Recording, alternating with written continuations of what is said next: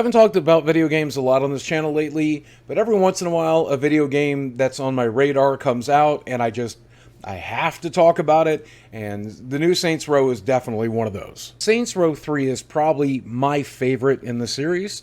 Saints Row 4 definitely broke the mold, but broke it a little bit too much.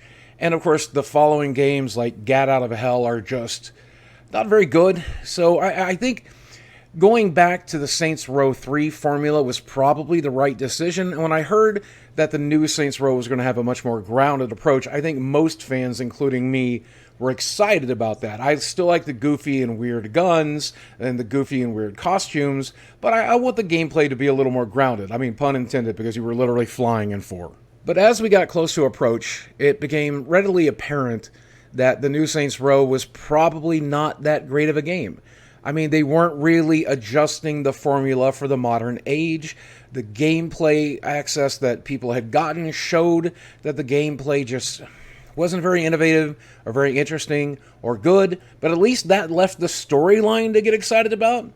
But for all intents and purposes, this storyline is also really bad. The acting, the writing, a lot of people are comparing it to Borderlands 3. I don't think I have to say any more than that. If it's as bad as Borderlands 3, then this story is insufferable. And unfortunately, it looks like just about everybody that has gotten access to the game and started playing it, they're giving it a really bad review. This is getting an average of 64 on Metacritic, and people are saying the storyline is not great, the gameplay is not great, there's nothing great about this game. It's, for all intents and purposes, mediocre. And don't get me wrong, I bought and played plenty of mediocre games throughout the years, but I'm kind of used to not paying full retail for those games. In this case, it's a $60 game.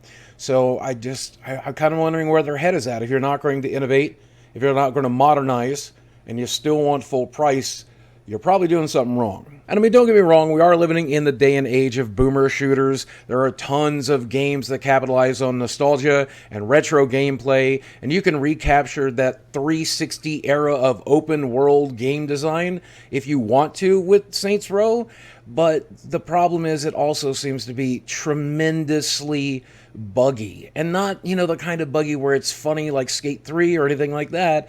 Just buggy in the way that it annoys you. But just doing a quick YouTube search for Saints Row and bugs, you're going to find compilations of tons of bugs for a game that basically just came out today.